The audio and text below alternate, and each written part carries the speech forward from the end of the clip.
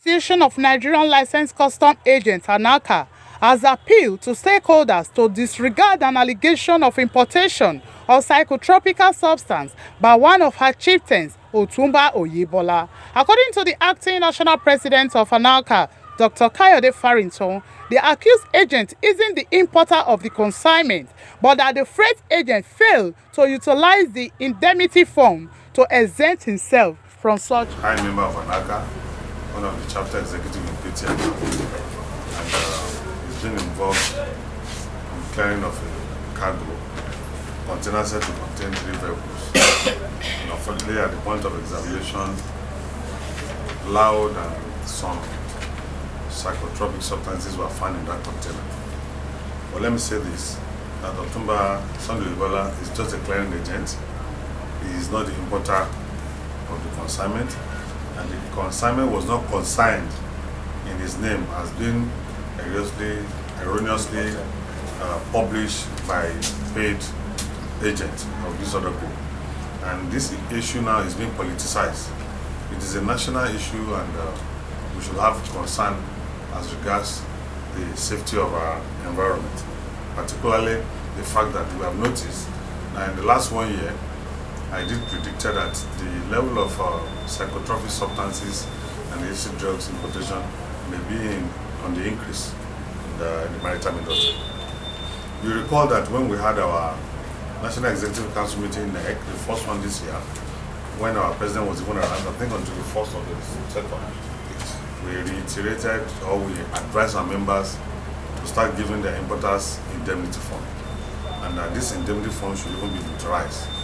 And the second NEC meeting we had on the 12th of May this same year, we also reiterated the fact that members should protect themselves by making sure that as soon as you are collecting bill of lading, issue indemnity form to your importer, and once he signs, then go a step further by notarizing it. So if it is notarized, then you will have seen to have done the due diligence, then you will be on the side of the law. You'll be a witness to the government. So I did mean Otunba Oyebola yielded to this advice by signing indemnity form.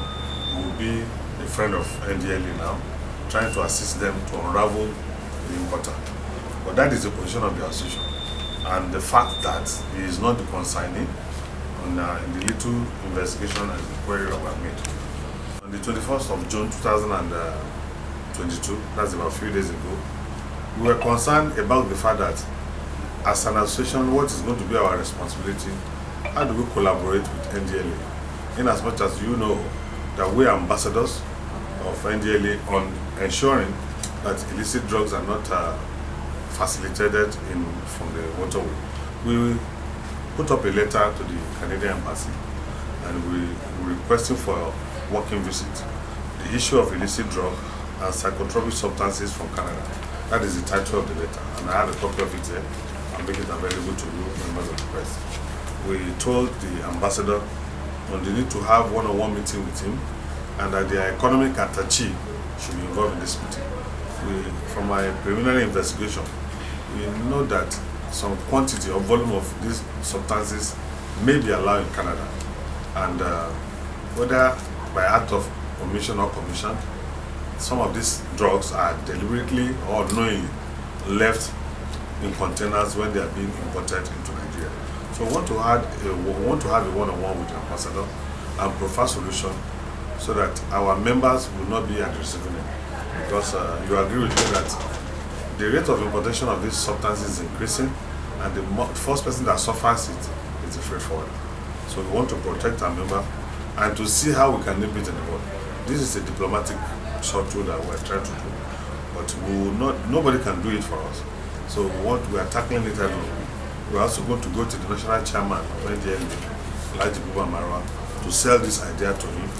But in as much as we're also doing our own, let them at the national level also have one-on-one audience with maybe the ambassador of Canada, so that any consignment that is consigned for Nigeria and is from Canada, maybe the importers will be allowed to pay $100, $150, where there will be a recheck, so that these illicit drugs will not be either wrongly imported or willfully imported. imported into our through our waterways, where the freight forwarders or the custom broker will be suffering. So that is why we say let us meet among themselves, knowing the implication, the danger inherent in this our profession. And you see, the problem in this part of this world is that it is when they see somebody falling that people take it serious. Initially, they didn't take it serious, but I think everybody has woken up now and know that this job, you have to be very, very careful. You must double sure of what you are doing. So we still want to tell them that protect yourself by signing indemnity form. We have designed an indemnity form. You can come to the secretariat and we have put it on our platform. You are not collecting any money from anybody. Just download this. It's just an ordinary form.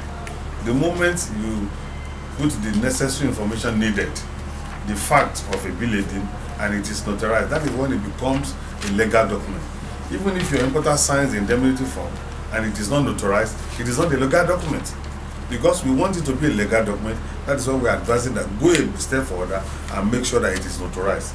In the whole of Apapa here, you can notarize any document under 30 minutes.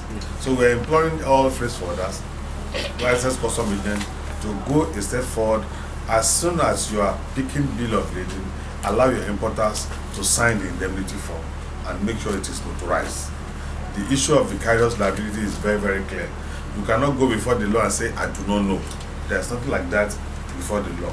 Once you are licensed as a custom broker, you should know that there are danger inherent in it. But let it be seen that you have protected yourself. We should also be thinking another line, fashion out the way that supposing an importer takes an agent or an agent takes a job online, which is happening. Nigeria has not generated or has not developed to that level. So that is why you must know your customer. That's why they say KYC. Because we should not be operating as if we are in America. America, everybody is profiled. In Nigeria, we are not profiled.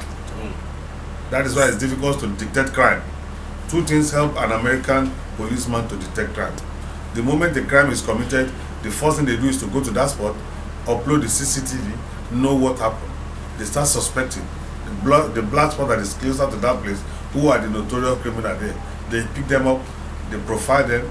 If it is a broken bottle, anything that is used to commit that crime, they look at it and they subject it to test. Until Nigeria start thinking towards that line. We are too big for nothing not to have all this in place. It's very, very unfortunate. And that's why we are like people who are walking in the dark. Your face is closed, you don't even know where you are going. This job now, somebody has collected bill of lading. He is not the one that imported the goods, but he's the one that is arrested. Don't forget that by virtue of the fact that you are in possession of the bill of lading is tantamount to the fact that you are consigning at that material time. So you should go extra forward by making sure that you protect yourself and your office. So we're imploring this indemnity form serious. Don't go after bill of lading alone. It's a form that you can have in your pouch. As soon as the importer is giving you bill of lading, it's like you are collecting his photocopy of his international passport, where he has to sign it. Okay, let me sign this form. Why are you giving me this form? Just to protect myself that you have given me a bill of lading containing 3 vehicles, nothing more. By the time importers seeing us doing this, everybody will be very cautious of whatever they bring in. And to let the whole world know that he has been cooperating with the NDLA to unravel who is behind this and to make sure that the consignee answer to the position of law as regards this importation. The head and tail of all this is for the general public to have the other side of the story and the fact that the man in question is not a drug lord, but a renowned freight forwarder who we are proud of as a member of ANLCA and who will never be part of a syndicate, and that he has been cooperating with the process so that the NDLA can get to the bottom of this question, because just in time as the news break that the NDLA has tracked him down and they are convening to the office, the first thing the association do, or we did that particular hour, is to follow suit and connect with them in transit, at least first and foremost to note where exactly they are heading to. That was done, And immediately, same hour, same time, the association legal department stepped in immediately. And that happened at Tinkan Port. It was driven to Tinkan Port. Even before the arrival, the association legal departments are waiting for them.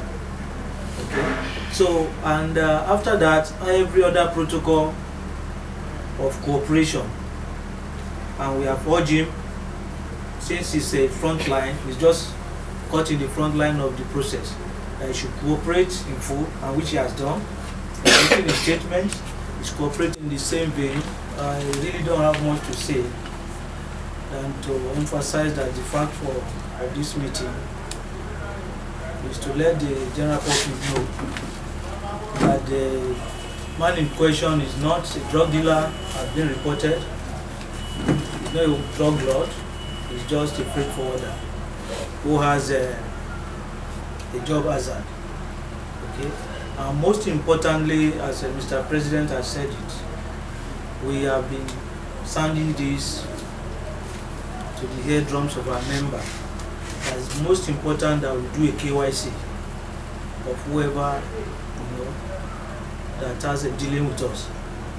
And in the course of this little investigation that we have done to unraveling what is surrounding this very isolated case, we have found out that against the report that is flying in the air, has equally encouraged all custom brokers, practitioners to learn from this scenario by prioritizing the use of the indemnity forms. Joy Inamuna, CBET TV.